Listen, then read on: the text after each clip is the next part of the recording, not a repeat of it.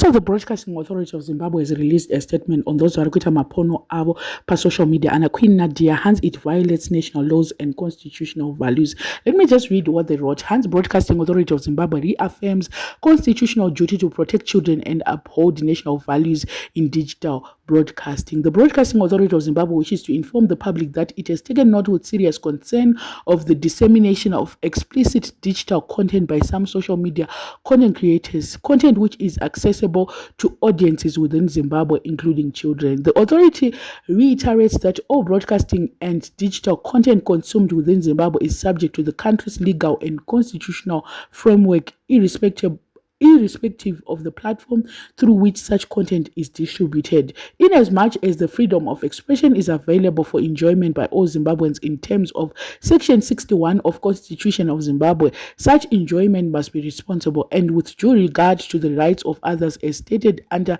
Section 86 of the Constitution. In terms of the Broadcasting Service Act, Chapter 12.6, children have a right to protection from exposure to content that is harmful to their moral and psychological development, with the best interest of the child being paramount. Moreover, the Censorship and Entertainment Control Act, Chapter 10.4, prohibits the dissemination of content that is indecent or obscene or is offensive or harmful to public morals. Broadcasters and content creators must therefore uphold public morality and national values as entrenched in the laws of Zimbabwe. The Broadcasting Authority of Zimbabwe will not permit the misuse of digital platforms in a manner that violates the Constitution, national laws, or the collective moral standards of the nation. Content creators are reminded of their legal and ethical responsibility to ensure that their material complies with Zimbabwe laws and respect the rights and dignity of all citizens, especially children. The authority will, in discharge of its constitutional and statutory mandate, take appropriate enforcement measures to ensure compliance and to safeguard the public interest. Government remains committed to preserving the moral fabric of the nation and to protecting children from harmful digital content. And then it's coming from Engineer Matthias Chakanyuka, Chief Executive Officer, Broadcasting Authority of Zimbabwe. Ndo vanyora statement iyi. So which means kuti vari kuita zvese izvi vari kukopa vese ana Trish ndiye akatanga. Vese vari kuita content vatanga vese ivavo zviri kunzi munobatwa nemutemo utoripo kudhara. You mustn't be explicit on social media. Minoti muri kuzvionawo sei nyaya yemutemo yataurwa iyi. Inongoti ngavape vanhu mabasa simple. I don't think kuti vanhu vangaite busy yekuburisa manudes nekuda kutanga kuita manudes avo pasocial media like that if basa riripo chairo. Isn't Buzz Yahweh supposed to handle broadcasting in Zimbabwe?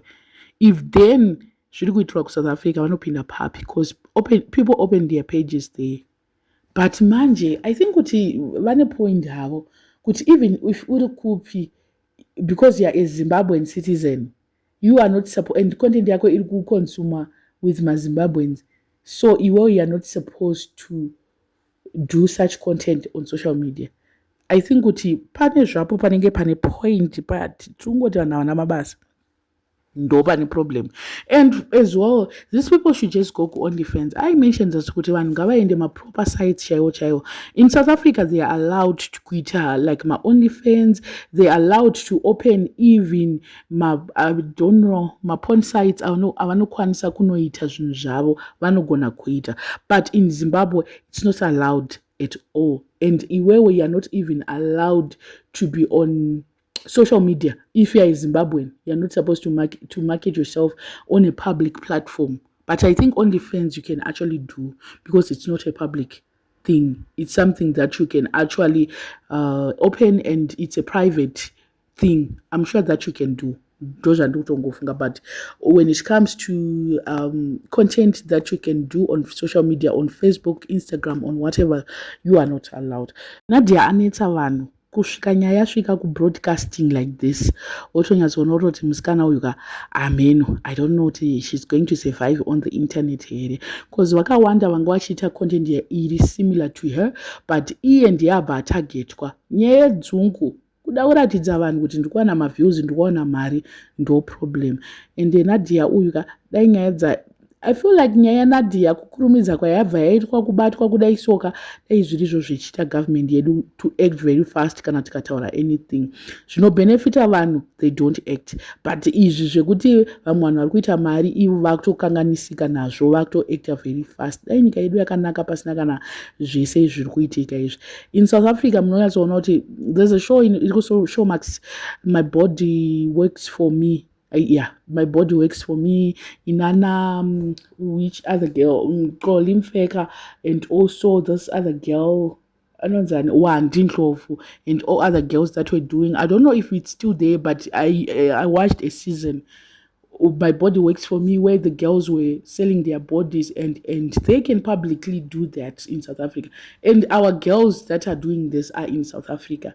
So and this year mutemo unoti chipapo kana vanhu vari ku South Africa uchimunhu kuti vanozobatwa here paborder kana vakupinda handizivi hangu kuti vanovabata here kana kuti vanoita sei.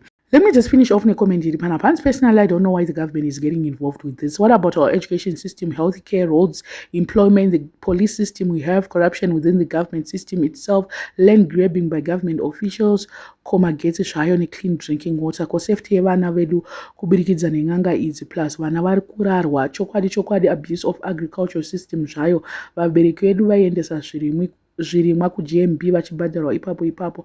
Now things have changed. Heart Kwanre, please. Zvishandwa chaizvo, we no longer know the meaning of it because you can just come as a government and grab everything from us. Zidzamba rese iro madi kunyorera zuka.